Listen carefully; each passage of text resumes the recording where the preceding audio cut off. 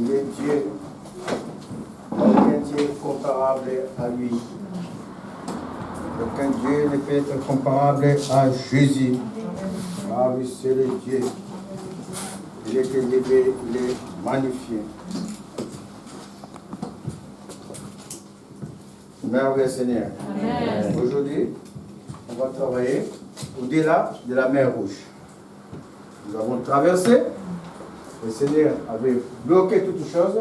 Aujourd'hui, on va travailler au-delà, de l'autre côté, de notre marche. Quand nous sommes en train de marcher pour entrer dans la gloire, nous sommes en train de marcher pour acquérir, nous sommes en train de marcher pour sauver nos âmes. Ça, c'est primordial. D'abord, sauver nos âmes. Après, tout le reste va nous être donné de surcroît. Mais si nous possédons tout ce qui est terrestre, si nous possédons tout ce que nous convoitons et que nos âmes se perdent, alors nous n'avons rien gagné. Le but du Seigneur, quand il est venu nous sauver, son but, d'ailleurs, il a dit aux enfants d'Israël, Moïse va dire au Pharaon, laisse mon peuple aller m'adorer dans la montagne. Il est délivré, mais en disant à Moïse, tu diras à Pharaon de libérer mon peuple pour qu'ils aillent m'adorer à la montagne. Ce n'était pas pour autre chose. Les autres choses, c'est que le bénéfice de la gloire de Dieu. Parce que quand Dieu descend, il descend avec toute sa gloire, toute sa richesse. Amen. Et comme il descend avec toute sa richesse, ses enfants ne peuvent pas demeurer dans la pauvreté, ne peuvent pas demeurer dans les afflictions, parce que le Dieu est venu en eux. Alléluia. Merveilleux Seigneur. C'est ainsi qu'on va travailler au-delà de la mer Rouge. La parole d'un livre de 1 Pierre. C'est tout le livre de 1 Pierre. À partir du verset 3. L'apôtre Pierre dit comme ça, béni soit Dieu, le Père de notre Seigneur Jésus-Christ, qui selon sa grande miséricorde nous a régénérés pour une espérance vivante. Amen. Béni soit le Père de notre Seigneur Jésus-Christ, parce que s'il n'avait pas fait, s'il n'avait pas envoyé son Fils, mes chers amis, on allait être et demeurer dans nos afflictions. On allait les passer, allait toujours nous poursuivre. Mais voici que le Seigneur l'a fait. Nous l'avons travaillé pendant 3 jours. Dites avec moi, le Seigneur l'a fait. Le Seigneur m'a libéré. Le passé ne peut pas me poursuivre. Parce que Jésus s'est positionné pour moi. Il s'est positionné pour moi, mes chers amis. Et la parole déclare, quand il s'est positionné, c'était pour, dans sa miséricorde, c'était pour nous régénérer pour une espérance vivante. Amen. Il faut bien comprendre la parole. Ce n'est pas pour une espérance éphémère, c'est-à-dire que comme nous sommes passagers sur la terre, les choses de la terre ne sont que des choses éphémères, des choses passagères. Mais Jésus a dit, il nous a appelés pour une espérance vivante, Amen. Pour une espérance qui demeure, qui demeure et qui demeurera dans notre vie.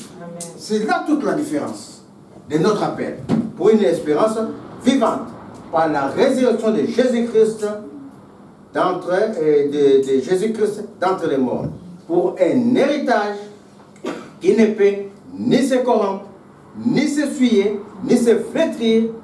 Il vous est réservé dans les cieux. Est-ce que vous êtes en train de voir? Est-ce que dans tout cela vous avez entendu le mot prospérité? Dans tout cela vous avez entendu que je vais te donner la maison. Et pourtant le Seigneur va te le donner. Amen. Mais ce qu'il veut que tu saches, quand tu as libéré, c'est pour une autre espérance. C'est pour une... Oh mes chers amis, ce que nous ont précédé les prophètes, depuis Abraham jusqu'à tous les prophètes, mes chers amis, ils sont morts sans voir ce qu'ils convoitaient. Parce qu'ils espéraient à une cité dont seul Dieu était l'architecte. Parce qu'ils avaient vu que la cité terrestre ne leur donnait rien. Alors, leur espérance était basée sur une cité invisible, dont celle de Dieu était l'architecte. Et cette cité, c'était la maison de Dieu.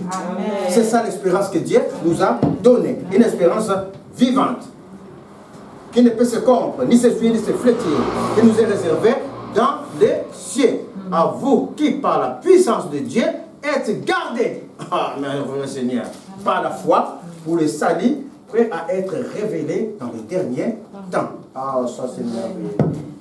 Je ne sais pas si vous avez compris cette parole, mais moi je vous dis que cette parole que je suis en train de lire là, c'est merveilleux. Amen. Elle est merveilleuse. Amen. Parce que la parole déclare, à vous qui êtes gardés par la foi. Incrédules que nous sommes. Incrédules que nous sommes. Quand je veux que les hommes me voient, je suis devant le Seigneur. Et quand je ne veux pas, je ne suis pas devant le Seigneur. Je fais comme je veux. Mais malgré que je fais comme je veux, le Seigneur dit, il nous a gardés par la foi. Parce que cette foi vient de lui. Si ça ne venait pas de lui, il y a la plupart d'entre nous n'allaient pas être devant le Seigneur. Mais il nous a gardés pour cette espérance vivante. Est-ce que vous êtes en train de voir la miséricorde de Dieu? Est-ce que vous êtes en train de voir la grâce de Dieu? Malgré notre comportement, malgré ce que nous sommes, dans son œuvre, devant sa présence. Mais le Seigneur, dans sa grâce, il nous a gardés par une petite étincelle de foi. Amen. Parce que nous n'avons pas la 100% la totalité de cette foi, impossible. Sinon, tout le monde de personnes allaient être devant le Seigneur à son arrivée. Mais cette étincelle qu'il a allumée en nous, cette petite étincelle, comme l'étincelle quand l'homme s'approche de sa femme la première fois, quand il s'approche, quand ils se connaissent, cette étincelle, quelquefois l'homme s'en va, la femme s'en va, et un moment, ça revient comme ça, comme un traitant, il se rappelle, revient à son premier amour. Et c'est cette étincelle de foi que le Seigneur a gardée en nous, afin de ne pas perdre nos âmes. Parce que s'il s'agissait que de nous, on a beau prononcer que je suis justifié, on a beau prononcer ceci et cela, mes chers amis, nous ne verrons pas le paradis de Dieu. C'est que par sa miséricorde. C'est lui qui a gardé notre foi, dit la parole, pour cette espérance vivante. Applaudissez le Seigneur.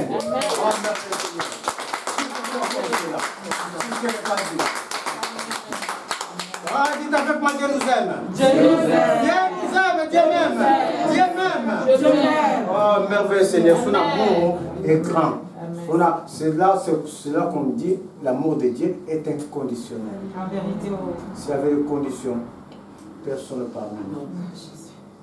Il ne désire rien de nous. C'est lui qui vivifie notre foi. Amen. Et la parole continue. C'est là ce qui fait notre joie.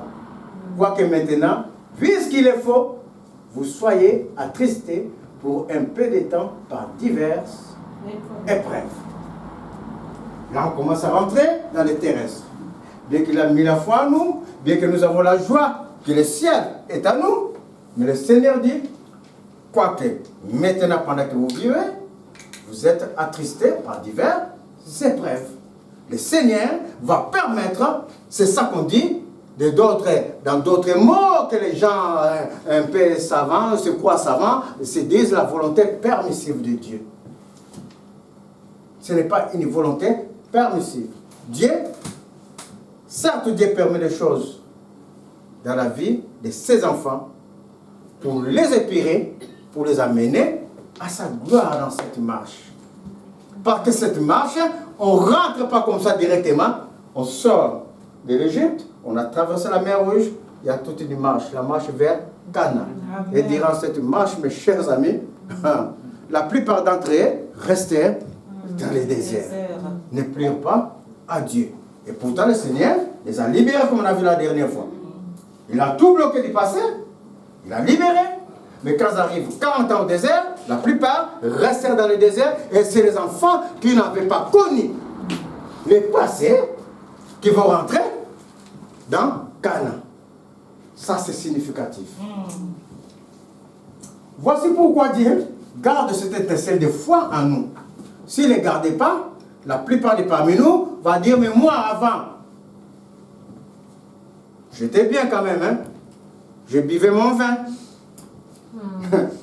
Moi avant, le Seigneur me dit aujourd'hui de donner tout de moi, d'arrêter même mon travail. Et le pasteur même me dit qu'il y a des pasteurs qui ont arrêté le travail, ils vivent bien. Non, mais moi je gagnais 10 000 euros avec ma famille, je vivais bien. Aujourd'hui je suis le Seigneur, je ne gagne que 1 000 euros par mois. Et avec peine, Alors Seigneur, donc tu m'as sorti de là, j'ai abandonné mes 10 000 euros que j'ai gagnés pour souffrir, serrer la ceinture avec les 1000 euros. Mais pendant que tu es en train de te plaindre, tu ne vois pas la paix que le Seigneur te donne. Celui qui gagne 10 000 euros, il est dans la débandade dans sa maison, dans toutes choses. Les factures, lui qui a 10 000 euros, il n'arrive pas à payer. Mais toi, avec tes 1000 euros, tu ne sais pas miraculeusement. Tes enfants sont dans la paix, par plus enfants, dans l'école, personne ne les tourmente, dans la rue, personne ne les tourmente. Et miraculeusement, tu n'as pas de dettes pour ton loyer. Amen. Ça, tu ne vois pas. Mais toi, tu vois la grandeur de la somme que tu n'as plus. Et tu vois cette petite somme que le Seigneur te permet d'avoir, cette petite somme, quand le Seigneur te le permet, il n'y en a pas de chagrin. Alléluia. Amen. Tu ne les vois pas. C'est les enfants d'Israël. Nombre 21. Oh, Moïse, il s'est levé contre Moïse et contre Dieu du nombre 21. Après leur sortie d'Égypte, nombre d'Hétéronome, donc je suis dans le nombre.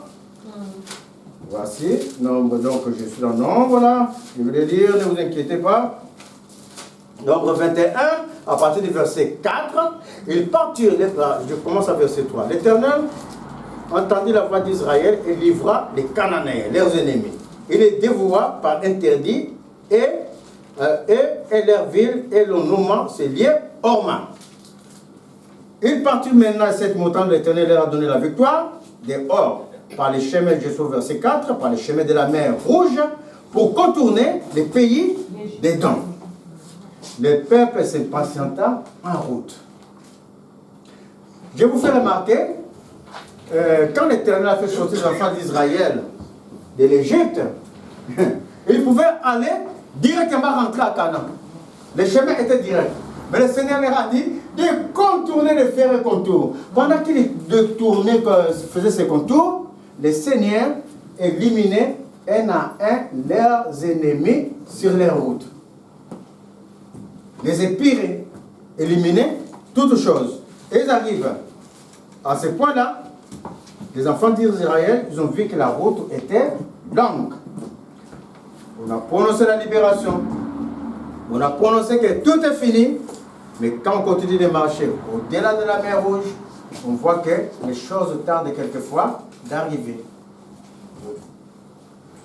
Quelquefois, la paix qu'on cherche, quand on rentre même dans la maison, c'est là même que ça chauffe. Mais tu ne comprends pas. Et pendant que tu ne comprends pas, mais le pasteur n'avait pas dit qu'il y avait 3 jours. À l'église où c'était le passé et fini. Pourquoi dans ma maison, ça bouge? Dieu.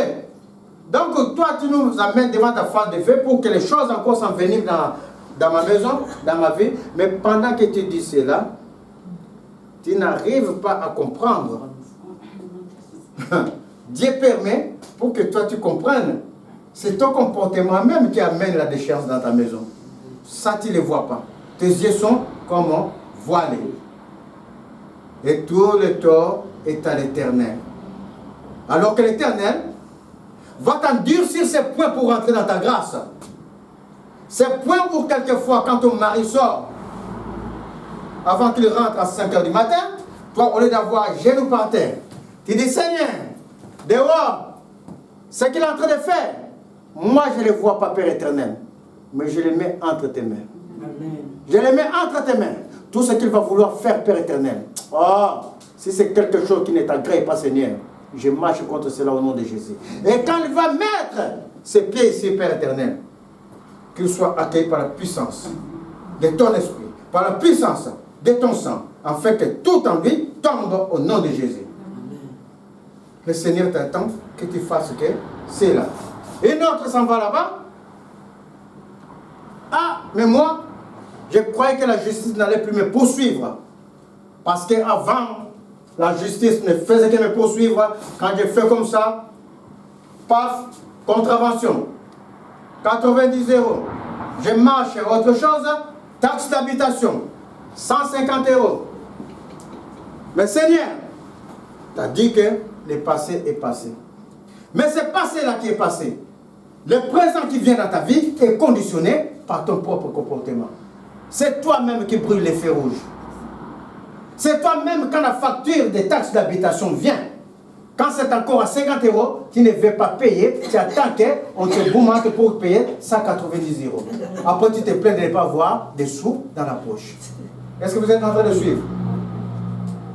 Et ça s'appelle les choses que le Seigneur permet dans notre vie, afin que nous ne grinçons pas les dents. Afin que quand nous allons rentrer dans notre gloire, tout est fini. C'est toi qui veux te marier, mais c'est toi qui es désordonné en toutes choses. C'est toi qui vas danser tous les week-ends et cette danse-là, je ne sais pas. C'est toi qui es dévergondé, ménagé par ici. Et l'homme, quand il te regarde, il dit, oh, mais cette fille-là, c'est une fille simple, une fille de joie. Il n'a pas besoin de t'épouser. Il n'a pas envie de t'épouser. Il te considère comme une fille de joie. Et toi-même, ta vie est désordonnée. Et le Seigneur va t'amener jusqu'au bout afin que tu ranges ton comportement pour que quand sa grâce au temps marqué par lui va tomber dans ta vie, que tu rentres dans ta grâce. Alléluia. Amen. Ça s'appelle une volonté permissive de Dieu. Le Seigneur permet des choses dans notre vie. Mais pendant qu'il permet, que nous dit le livre des 1 Corinthiens? Parce que vous allez dire, mais pourquoi le Seigneur permet cela? S'il ne permet pas, on ne peut pas rentrer dans notre grâce et être dans la paix. Impossible. Le Seigneur va permettre pour t'épirer. Le Seigneur va permettre, il va te donner la solution. Quand le Seigneur, quelque chose est en train de persister dans ta vie, et la chose là est contre, par exemple, celui qui est, je vais donner l'exemple simple. Moi, par exemple, je suis avec ma femme, si le Seigneur tout le temps est en train de me montrer que je me dispute avec ma femme, tout le temps, et 3 jours après, il me montre encore dispute. Ça veut dire que, et moi, pendant que le Seigneur me montre, moi je m'en vais me rapprocher des ventes, je dis à toi tout le temps, les disputes, le Seigneur me montre tout le temps, on se dispute. Je n'ai pas compris, pendant que le Seigneur me montre, ce n'est pas Yvonne qu'elle veut travailler. Si c'est Yvonne, il allait montrer à Yvonne. C'est ça.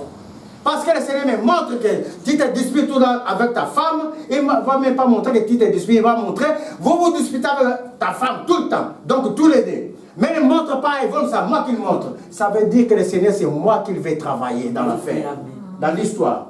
Ce n'est pas la femme qui veut travailler. C'est celui à qui est révélé la chose que le Seigneur veut travailler. Amen. Souvent, quand l'enfant de Dieu, le Seigneur te montre des choses, c'est toi qui veux travailler, ce n'est pas l'autre qui est là-bas. C'est toi qui veux travailler. Et quand il va te travailler, quand tu vas comprendre, ah, c'est pas mon comportement dans le Seigneur, et quand tu vas mettre la paix, tu vas voir, Yvonne, au lieu de lever la voix, elle ne lève plus la voix, parce que moi j'ai compris ce que le Seigneur m'a révélé. C'est ça la marche vers Canaan. Le Seigneur dit, il va permettre toutes ces choses, parce que le livre des 1 Corinthiens, 1 Corinthiens 10, dit ceci. Ça commence, frère, je ne vais pas, et commence donc à 1. Que vous soyez ignorants, que vous ignorez que nos pères ont tous été sous la nuée, qu'ils ont tous passé au travers de la mer, qu'ils ont tous été baptisés en Moïse dans la nuée et dans la mer, et qu'ils ont tous mangé les mêmes aliments spirituels qui étaient la manne, baptisés dans la mer comme sont baptisés en Christ, qui a pris leur vie passée, et qu'ils ont tous bu les mêmes breuvages spirituels, car ils buvaient à un rocher spirituel qui les suivait, et ces rochers étaient Christ, qui marche avec eux, qui nous conduit, comme maintenant le Saint-Esprit nous guide. Amen. Mais la plupart d'entre eux ne furent point agréables à Dieu, puisqu'ils périrent dans les déserts. Or, ces choses sont arrivées pour nous servir d'exemple, afin que nous n'ayons pas de mauvais désirs comme ils en ont eu. Ne devenez point idolâtres, il commence à citer, chacun selon son cas. Comme quelques-uns d'entre eux, selon qu'il est écrit, les peuples s'assurent pour manger et pour boire, et puis se lever pour se divertir. Ne nous livrons point à la débauche, comme quelques-uns d'entre eux. Et où les mêmes jours en tombèrent 23 000, le Seigneur a frappé. Ne tentons point le Seigneur comme il est tenté, comme les tenteurs quelques-uns d'entre eux qui périrent par les serpents. Ne tentez pas le Seigneur. Ne médisez pas le Seigneur. Ne dites pas des mots contre le Seigneur. Mais Seigneur, toi tu m'as appelé devant ta face de feu. Tu m'as appelé, tu as dit ceci, cela, mais je ne le vois pas, Père éternel. Alors Seigneur, qu'est-ce que c'est Seigneur? Tu m'as amené pour périr. Tu m'as amené pour ceci, cela. C'est des prières qui ne sont pas souvent convenables. Il y a une façon d'être devant le roi. Il y a une façon d'être devant le roi, je suis en train de vous dire. La parole déclare, la reine Esther, quand elle s'était lavée pendant 6 mois, une autre 6 mois, mes chers amis, sa peau, avec tout ce que les femmes mettent, dit la parole, on les mettait dans des bains d'huile pour que sa peau soit saine comme un bébé. Une peau où les impuretés sont enlevées. Imaginez que vous, déjà vous mettez la pommade pendant quelques mois, vous dites, regarde ma peau, elle est venue lisse. Mais la reine Esther, pour aller devant le roi, elle était trempée 6 mois d'abord, et après 6 mois encore, dans des bains d'huile. Et cette peau qui était venue lisse, ça représentait toutes les impuretés que nous avons dans le cœur, qu'il faut dégager pour venir devant le Seigneur. De telle sorte que quand Esther se présenta devant le roi, il y avait beaucoup de filles. Oh, le regard du roi dit, viens. Tu as ma grâce. C'est là que Esther était devenue reine. Amen. Pour nous, pour avoir cette grâce, ce lavement de peau, ça représente dégager l'impureté de ton cœur. Les mauvais désirs de ton cœur. Je vous ai entendu prier cette semaine. J'ai entendu prier, merveilleux Seigneur, nous ne savons pas quoi demander. Montre-nous comment tes désirs. Quand nous prions, on ne connaît pas les désirs de Dieu. On vient, Seigneur, le sang de Jésus, le sang de gloire. Je libère le sang de Jésus. Contre cela. Prière sans révélation. Une prière dangereuse. Dangereuse. Moi, tu demanderas à mes enfants, à ma famille. Moi, souvent la nuit, je prie, mais je ne prie pas pour prier. Je prie toujours avec révélation. Quand je vois que dans mon sommeil, il y avait quelque chose comme ça, je me suis dit, voici le temps. Voici le temps de combattre. Et je veux combattre contre ce que le Seigneur est en train de me montrer. Ça, c'est prier avec révélation. Ne priez pas sans révélation. Non, Seigneur, mes enfants, la tête et non la queue. Mes enfants, la gloire. Et pendant ce temps, le Seigneur ne veut pas que tu dises, mon enfant, la tête et non la queue. Il veut que tu dises, mon enfant, que son âme s'attache à toi, que ton âme te lève. Et toi, tu n'as pas de révélation, mon enfant, la tête et non la queue. Pendant que mon enfant, la tête et non la queue, tu n'apprends pas à ton enfant de venir dans la maison de Dieu, tu n'apprends pas à ton enfant de prier. Je bénis le Seigneur pour ceux qui ont des enfants dans la congrégation. Merveilleux Seigneur. C'est ça la réalité. C'est ça la réalité du Seigneur. Et quand les choses vont arriver, pour ces enfants-là qui viennent là, la main de Dieu est d'office sur eux. Mais pour toi, tu vas combattre doublement par rapport à ce que nous, on doit combattre. C'est ça qui est la réalité. Pour ceux qui ont les enfants sur place, non seulement le Seigneur, mais je l'ai devant moi, dit le Seigneur. Je le vois devant moi. Il se lève devant moi. Le Seigneur le voit. Parce que tu n'écris pas. Tu es absent. Tu t'assois à l'école, dans ta classe. 1 plus 1. Maître Sidé. Et toi toujours 3 plus 3, toi toujours. Le maître ne te voit pas. Et tu t'étonnes qu'à tout le temps, quand il va demander, tel, viens table me faire cet exercice. Parce qu'il sait que c'est lui qui répond tout le temps. Il est même à même d'enseigner les autres. Il est toujours attentif à ce que le maître dit. L'autre là, le Seigneur ne le voit pas. Il est assis. Il est présent devant le Seigneur, mais le Seigneur ne le voit pas. Lui là, qui répond tout le temps, même s'il fait quelque chose à l'école, mes chers amis, quand le directeur va dire, c'est les enfants, il va être sanctionné, le maître va se lever, mon directeur, ça, c'est le meilleur de mes élèves. il a eu un faux pas, pardonne. Mais celui-là qui est assis, quand il va faire quelque chose, le maître va dire, mauvais élève. Il ne répond même pas, il est assis, il ne s'intéresse à rien. Tu vas plaider beaucoup pour que les maîtres aient pitié de cet enfant qui n'est pas présent. C'est ça la réalité dans la maison de Dieu. Ceux qui ont les enfants présents dans les églises, qu'il y a même les enfants présents dans les églises, le Seigneur les voit. Ces enfants entendent la parole de Dieu. Ça marche avec eux, ça les conduit, ça les guide, c'est leur guide. Moi, mes enfants, on a prié à la maison pendant plus de 10 ans. Je les amenais jamais au salon parce que mes enfants étaient dans la chambre. La chambre est ouverte. Ils sont en train de prier avec nous. Aujourd'hui, tous mes enfants, je les ai au Seigneur. Amen. Du plus grand au plus petit. Amen.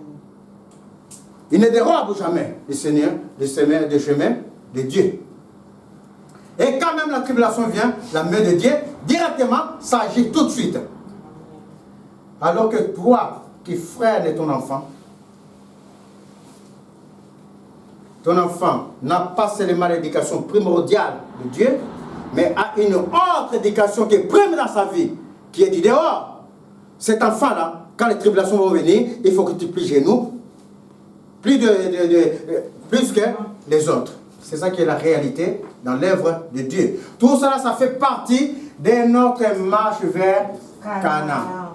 Parce que moi, je ne peux pas vouloir que je sois sauvé et que je ne vois pas mes enfants, que je ne vois pas ma femme. Parce qu'en fin d'état, figurez-vous, je vais connaître, je vais savoir que là, c'est Sandrine, là, c'est Jocelyne, là, c'est Jocelyn. Mais sauf que nous avons revêtu un corps spirituel. Amen.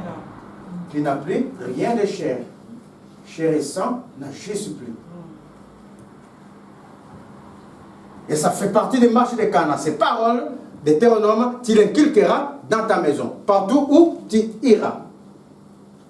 La marche vers Canaan. La plupart tombèrent dans le désert.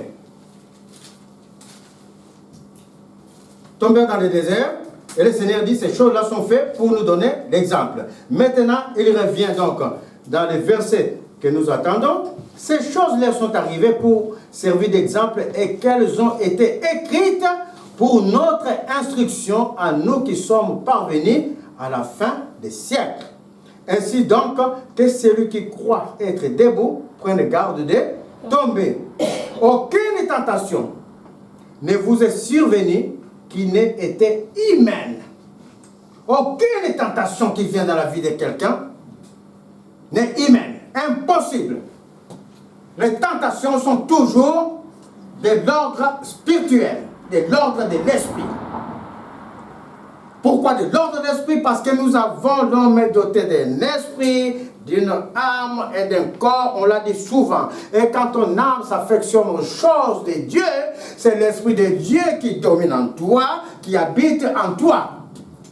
Mais quand ton âme s'affectionne des choses du monde, des choses qui ne sont pas de Dieu, et il y a quelqu'un qui dirige le monde, et il y a quelqu'un qui est appelé esprit du monde. Et cet esprit du monde qui va diriger ton âme aussi, qui va te donner toutes les tentations possibles. Aucune tentation n'est humaine. Tout vient de l'ordre de l'esprit. La jeunesse, par exemple, bien quand on était jeune, ou la jeunesse, avec leur truc, on ne surveille pas quelquefois les choses pornographiques qui sont en train de passer. Et l'esprit, il va voir cela, et demain, la même personne jeune, il en a les bandades, il va chercher des choses qu'il voit en pornographie, mais cela ne vient pas de sa chair, ça vient de sa convoitise que l'esprit a utilisée pour la mener dans la débandade. Aucune chose n'est humaine, mais ça vient d'abord de nos propres convoitises. C'est toi qui ouvres tout le temps, qui regarde des livres pornographiques, et quand tu fais afin de regarder les livres pornographiques, l'esprit qui est en toi a dominé maintenant ton âme. Il n'y a que ça dans ta tête. Mais tu n'as pas les moyens d'assouvir. Et qu'est-ce que tu vas faire? Il commence à convoiter celui-là qui est dehors, qui va passer. Et comme celui qui va passer ne lui appartient pas, tu n'étais pas avancé à lui pour dire car non, moi je te veux pour femme. Et qu'est-ce que lui va faire dans sa convoitise? Il va les piéger. Il va les piéger.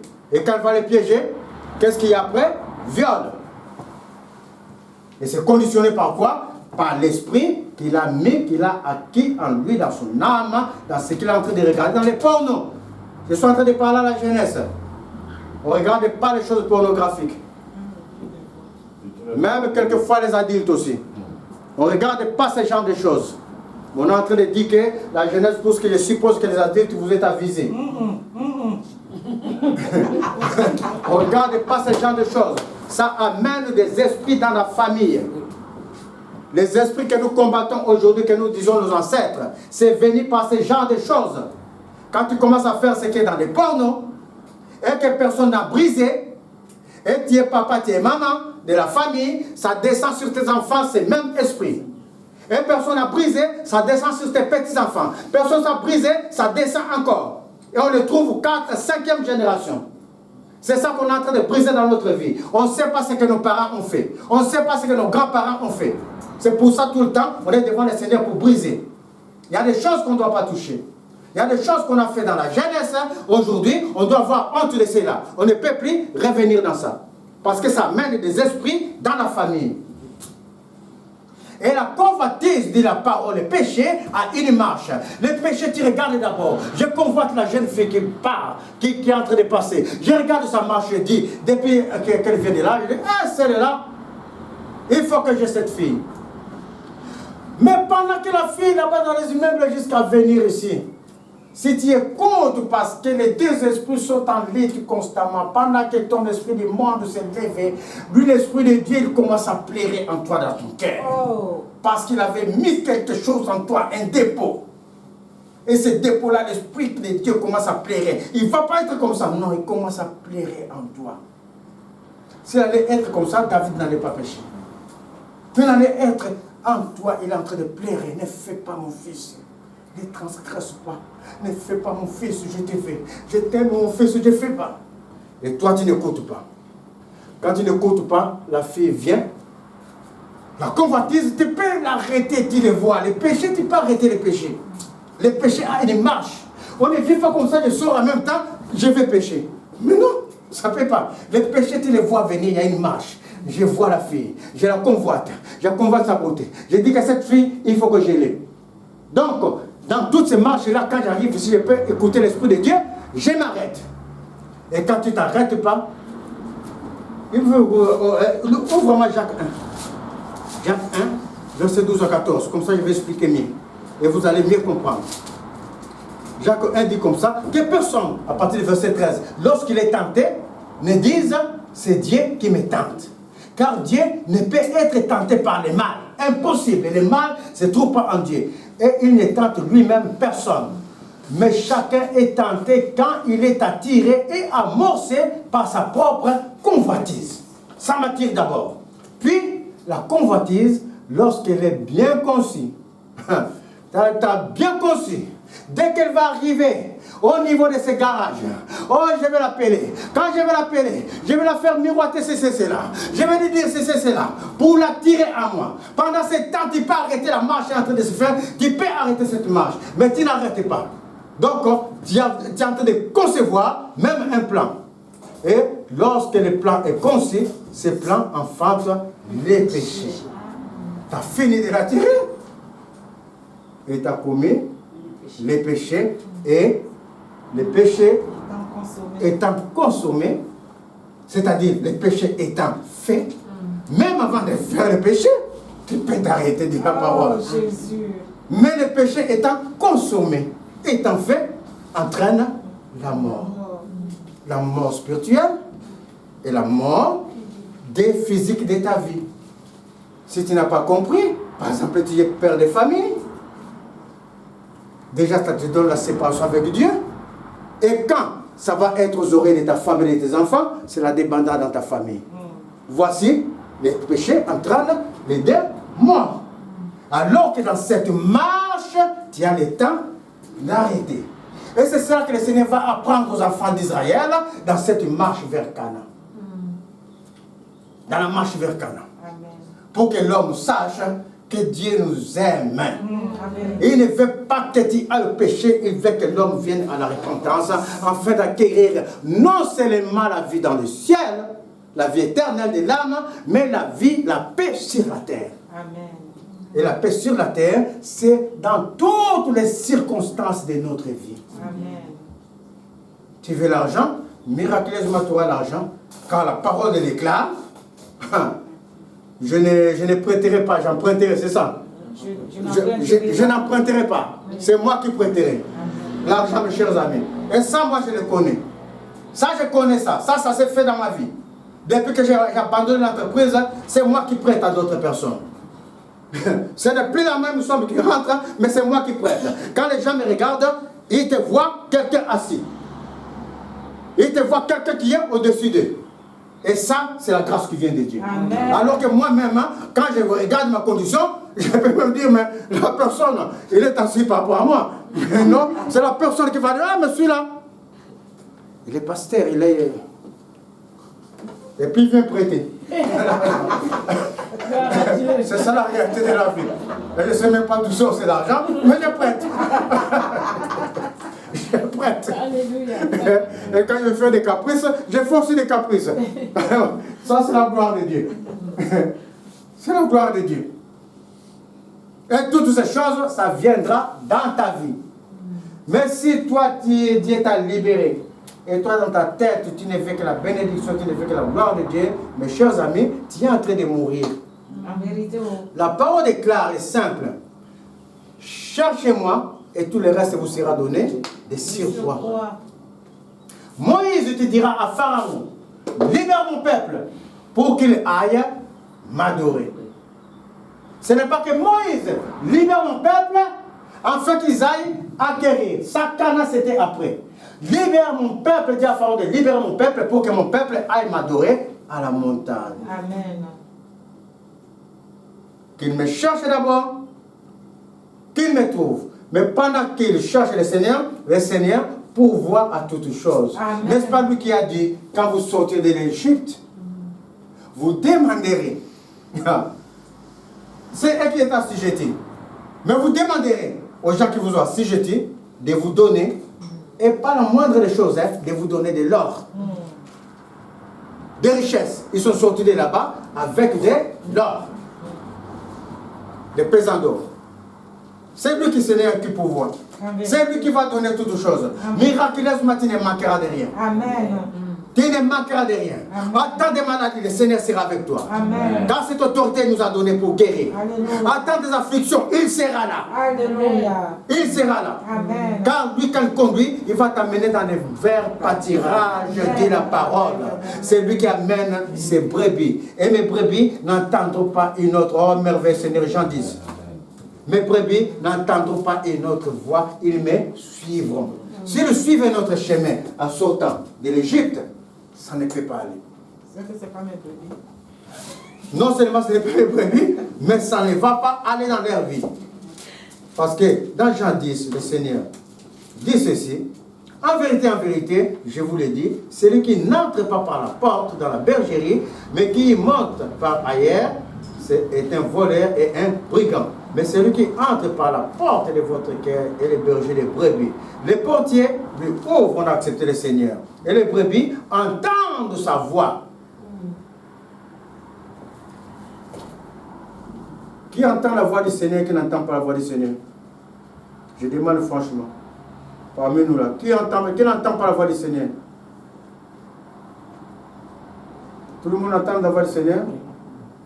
Est-ce que tout le monde entend la voix du Seigneur? Oui. Tout le monde entend la voix du Seigneur? Amen. Merveilleux Seigneur. Ne me dis pas que tu n'entends pas la voix du Seigneur. La voix du Seigneur, tu ne vas pas l'entendre tout le temps comme ça. Le Seigneur ne parle pas tout le temps. Et tu entends comme moi, je suis en train de parler comme ça. Je vous ai donné l'exemple. Quand moi, quelquefois, je me réveille la nuit pour prier. Quelquefois, je peux faire plusieurs jours la nuit. Je prie ma prière normale. Et quelquefois même, je ne me réveille pas.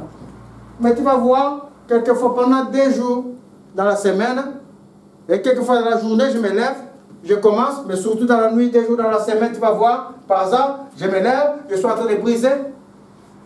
Parce que le Seigneur a fini de me parler en songe. Est-ce que j'ai entendu la voix de Dieu? Non. Que Pierre, lève-toi, que les choses vont mal. Non. Le Seigneur m'a montré une image dans le songe qui m'a fait lever pour venir combattre. Et quelquefois, tu es comme ça, tu ne fais que tourner dans ton lit comme ça, là, tourner, tu ne sais pas pourquoi. Tu défiles les pensées, mais tu ne sais pas que le Seigneur t'a réveillé pour aller prier. N'entendez pas seulement la voix de Dieu comme ça. Le Seigneur fait comme il veut. La plupart des prophètes, que ce soit Abraham, le Seigneur les a parlé en songe. En songe. Et ils ont entendu la voix de Dieu en songe, le Seigneur les a parlé. Ils ont songé. C'est aujourd'hui que les choses qui se prêchent maintenant dans l'évangile qui est transformé, qu'ils veulent que le Seigneur parle. Toi, lève-toi. La voix de Dieu, si la tasse de la voix de Dieu tombe ici, ce mur va trembler, tout va tomber. La montagne tremblait. Ils ont crié, Moïse, parle-nous toi. Car nous avons peur. Le Seigneur, il est glorieux dans sa gloire. Quand le Seigneur, moi-même, le Seigneur me donne le songe quelquefois pour des gens, même cette semaine, quand j'ai dit le nom de la personne, j'ai dit, tais-toi. Mais je l'ai dit tellement d'une force et d'une puissance qui n'est pas de moi. La personne, je la vois pétille, tomber là-bas, projetée de l'autre côté. C'est que l'image que le Seigneur me donne. Et ça dans le songe. Et imaginez maintenant, le Seigneur te parle. Il dit, Pierre, lève-toi pour prier. Oh, mais chose à nous. Je crois qu'au lieu de me lever pour prier, j'ai fini de faire pipi sur moi, j'ai fini de fouiller dans la maison, j'ai fini de faire... Dieu parle dans toutes les manières possibles. Entends la voix de Dieu. La voix de Dieu, c'est tout le temps. La voix de Dieu, c'est tout le temps. C'est tout le temps la voix de Dieu. Amen. Parce qu'on ne considère pas la grandeur de Dieu. On considère, c'est pourquoi Dieu, dans sa grâce, il lui a plu d'habiter en nous. Les dieux que nous cherchons là-bas qui te parlent, les dieux que nous croyons lointains, que je vais l'appeler oh Père, parle-moi Père, je vais. Mais le Dieu là, il est en réalité le Dieu proche, le Dieu en toi. Le Dieu lointain, il est proche en toi, il n'est pas lointain. Et comme il est en moi que je le cherche, mais je vais entendre la voix qu'il met dans mon cœur. Je ne vais pas entendre qu'il me parle comme ça. Il est en moi, il est partie intégrante à moi. Il n'aime pas le mal. Quand mon cœur dit que Pierre ne fait pas, n'appelle pas cette fille, mais Dieu a fini de me parler. Il faut qu'il dise que quand je suis là devant, Pierre n'appelle pas cette fille, mais ça veut dire que tout le quartier est tombé déjà. Ça veut dire que moi-même je suis projeté de là. Parce que le mal qui est en moi n'est pas agréable aux yeux de Dieu. Est-ce que vous comprenez?